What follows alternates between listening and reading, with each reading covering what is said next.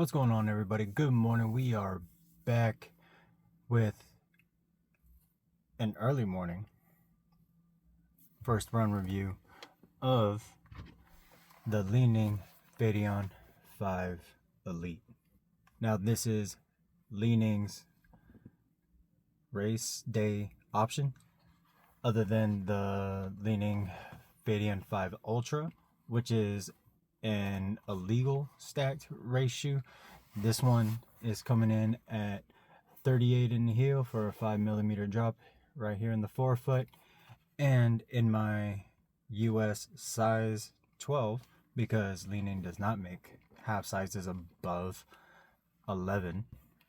The weight coming in about 242, which is not a, wouldn't say it's the lightest shoe in the world, but it is still fairly lightweight. All right, for the upper, we have Li-Ning's bone fiber upper, which is a woven type of upper. And for the midsole, we have Li-Ning's Super Boom foam with a full length carbon plate, and the outsole with Li-Ning's GCU, their ground control unit rubber. Now, this does feel fairly lightweight. It has a very structured heel, but that carbon plate makes this thing so rigid, which I believe is going to make for a very, very propulsive ride. So let's get this thing on the pavement and let's see how it does. Let's go. All right, just over a mile in, and at my easy pace, we're at a 10:48 right now. You could definitely think that this would be unstable. And I think it's because that carbon fiber plate is so stiff that if you're not putting a lot of power into it, it's not going to do anything for you.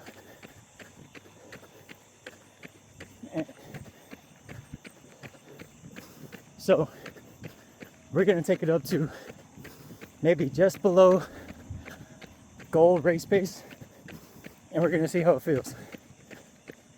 All right, see y'all in a bit. Let's go.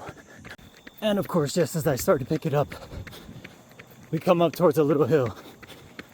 Let's go. All right, that was mile 2. Goal marathon pace 9:09. And that's where this thing really comes alive, man. Sorry that it's so dark. We're gonna do is 4 o'clock in the morning. Speaking of which, we're gonna get this cool down mile. So let's get back to the truck, and I'll give you my thoughts on the Li-Ning Feidian 5 Elite. Let's finish strong. Let's go. All right, that is it. We are back. It is currently 4:18 in the morning. I got to get to work, so we'll wrap this thing up real quick on the Li-Ning Feidian 5 Elite. I don't think this is a racer for me personally, especially with my paces.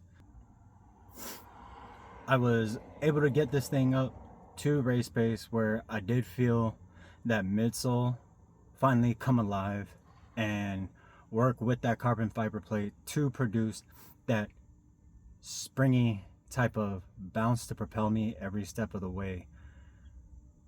But at my easy paces at 10:48, 11 minutes, it was begging me to go faster,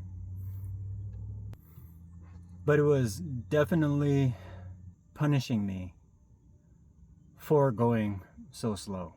This would be an excellent speed work option if you were doing your intervals, you were doing your tempo runs, your threshold runs.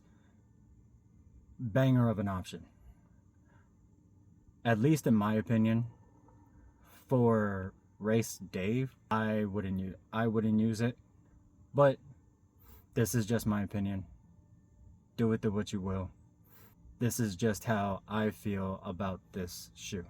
The midsole is very firm, but once you put some power into it, it works so well with that carbon fiber plate to propel you.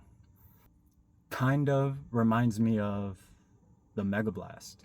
It's a very firmer ride compared to the Red Hare 9 Ultra. Just like how the Mega Blast is a firmer ride compared to the Super Blast 3. I ran in both of them. I don't have them anymore, but that's the feeling I get from the Feidian 5 Elite.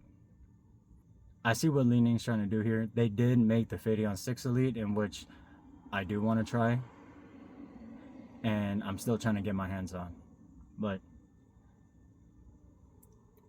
still a good option, just not for me.